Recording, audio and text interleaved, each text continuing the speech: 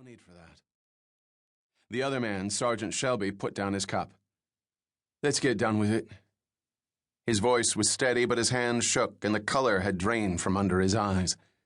He made no move to rise. Sheila Malone said abruptly, "Why don't we take a walk?" The sergeant stood. The other man, Harding, looked down at the table, staring at the scattered remains of the bridge game they'd all passed the morning with. He shook his head. "No." Sergeant Shelby took the younger man's arm and tried to grip it, but there was no strength in his hand. "Come on now. We could use some air." Sheila Malone nodded to two men by the fire. They rose and came up behind the British soldiers. One of them, Liam Coogan, said roughly, "Let's go. We've not got all day."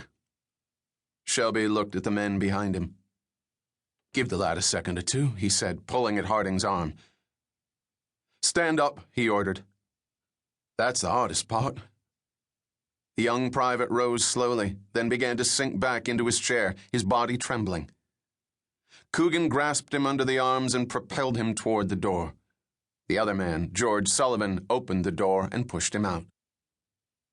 Everyone knew that speed was important now, that it had to be done quickly before anyone's courage failed.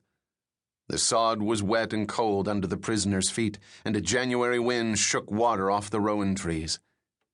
They passed the outdoor privy they had walked to every morning and every evening for 2 weeks, and kept walking toward the ravine near the cottage. Sheila Malone reached under her sweater and drew a small revolver from her waistband.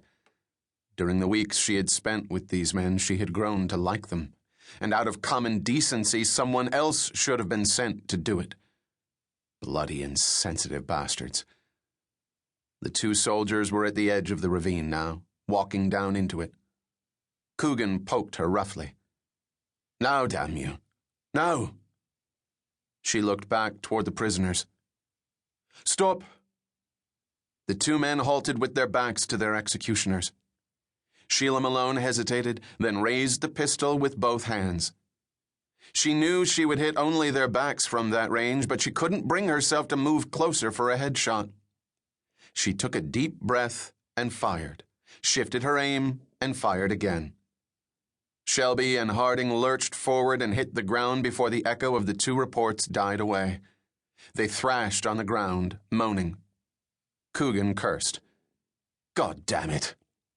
He ran into the ravine, pointed his pistol at the back of Shelby's head, and fired. He looked at Harding, who was lying on his side. Frothy blood trickled from his mouth and his chest heaved.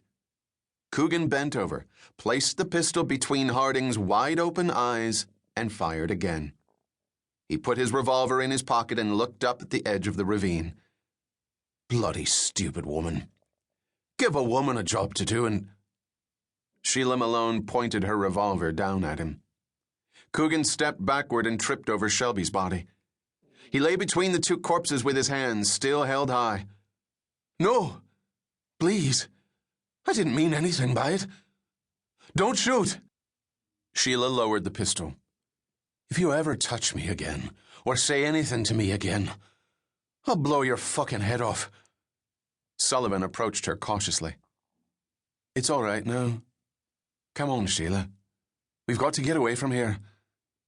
He can find his own bloody way back. I'll not ride with him." Sullivan turned and looked down at Coogan. "Head out through the wood, Liam. You'll pick up a bus on the highway. See you in Belfast." Sheila Malone and George Sullivan walked quickly to the car waiting off the lane and climbed in behind the driver, Rory Devane, and the courier, Tommy Fitzgerald. "Let's go," said Sullivan.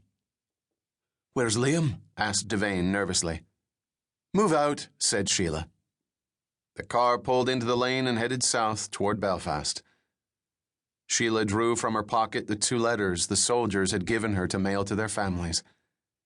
If she were stopped at a roadblock and the Royal Ulster Constabulary found the letters, she opened the window and threw her pistol out, then let the letters sail into the wind. Sheila Malone jumped out of her bed. She could hear motors in the street and the sounds of boots against the cobbles. Residents of the block were shouting from windows, and trash can lids were being beaten to sound the alarm.